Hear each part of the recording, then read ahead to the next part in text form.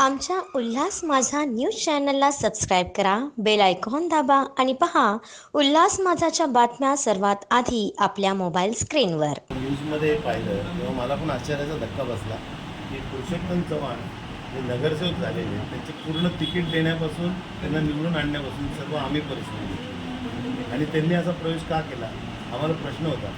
परंतु आज मला दुपारी ते येऊन शाखेत भेटले आणि मला बोलले मला इकडेच राहायचं आहे, मी काय तिकडे गेलेलो नाही, मला बळजबरी तिथे झेंडा हातात दिला आणि मला प्रवेश केलेला आहे, मी काय प्रवेशासाठी गेलो नव्हतो. आणि जर असं होत असेल आणि आता मला त्याच्यानंतर मी माहिती घेतली तर आमच्या अनेक पदाधिकाऱ्यांना खासदारांच्या कार्यालयातनं आणि खासदारांच्या अनेक फोन येतात ते की वेगवेगळे आमिषं दिले जातात, ते वेगवेगळ्या प्रोत्साहनं दिली जातात ते की आम्ही हे देऊ आम्ही ते देऊ आणि तुम्ही प्रवेश करा.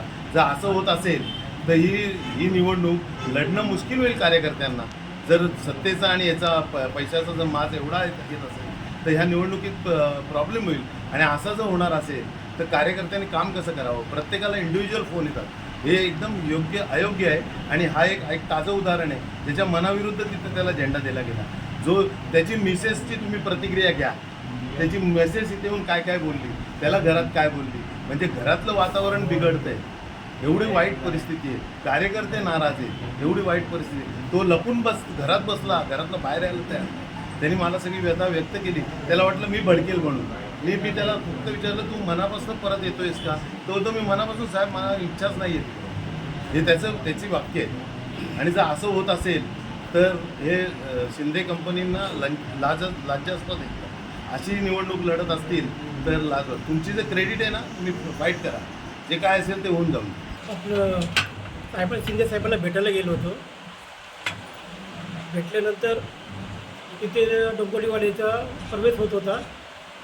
ते प्रवेश होता असताना माझा बी तिथे नंबर लागला आणि मला बी हातात झेंडा दिल्याने मला प्रवेश करून घेतला, बाकी काही नाही. म्हणजे जे तुम्ही फक्त आपल्या कामानिमित्त गेले होते.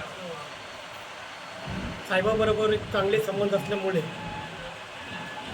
मला जेव्हा नगरसेवक झालो तो पंड्या साळवी साहेबांनी आणि शिंदे साहेबांनी मला डिस्क्वालिफाईड झाल्यानंतर मी खूप खूप सहयोग केलं पंड्या साळवी साहेबांनी आणि शिंदे साहेबांनी. आणि त्याच्यामुळे चांगले संबंध असल्यामुळे मी तिथे गेलो होतो, बाकी काय नाही. त्यांनी बी मला काही बोलले नाही आणि मी बी काय त्यांना बोललो नाही आहे, बस तेवढंच झालेलं आहे.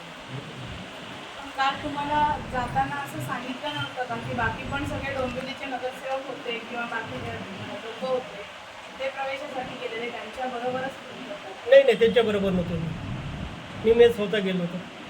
काय प्रतिक्रिया असेल की यांच्या समजलं की कामानिमित्त गेले होते आणि त्यांचा पक्ष प्रवेश करून घेतला, तुमची काय नाही मला असं वाटतं की म्हणजे मी त्यांना बघितल्यानंतर शॉक झाले तिथे काल टी व्हीवर आणि प्रवेश वगैरे केल्यानंतर मी त्यांना आता तिथे नाही मग असं काही झालं नाही.